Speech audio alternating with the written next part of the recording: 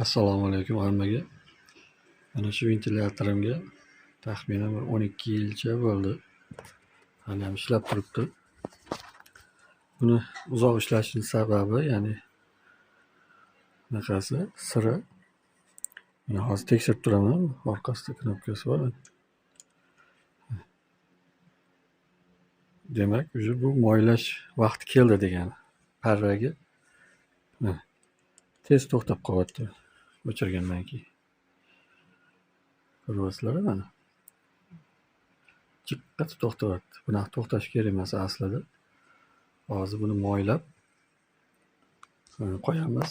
Yana ishlashda davom etaveradi. Hech qachon kuymaydi. To'g'ri, agar sutkalab ishlatsanglar tezroq moylash kerak. Men taxminan bir oyda bir marta moylab qo'yaman, bo'ldi. Shu bilan ishlayveradi, davom etaveradi. Hozir buni tokdan uzamiz.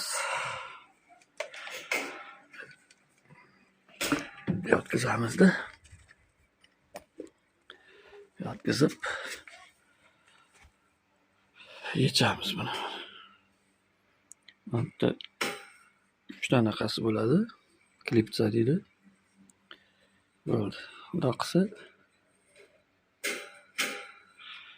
yechiladi.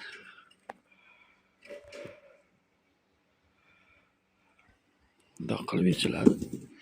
Bo'ldi. Mana parraga ketib turadi. Hozir moy olib kelaman, qo'yamiz.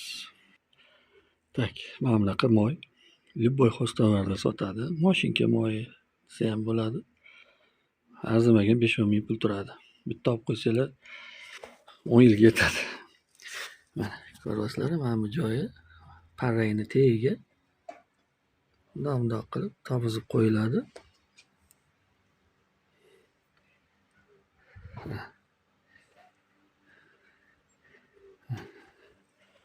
Iloji bo'lsa yotkizib turib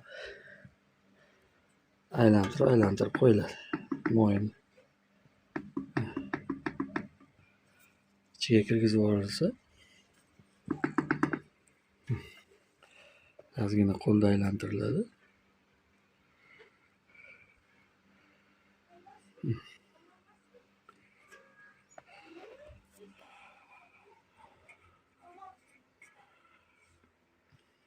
Agar vaqt bo'lsa, shu holatda bir qo'yib qo'yilib, bir soatcha tursin, ichiga, motor ichiga kirib ketadi, val ichiga.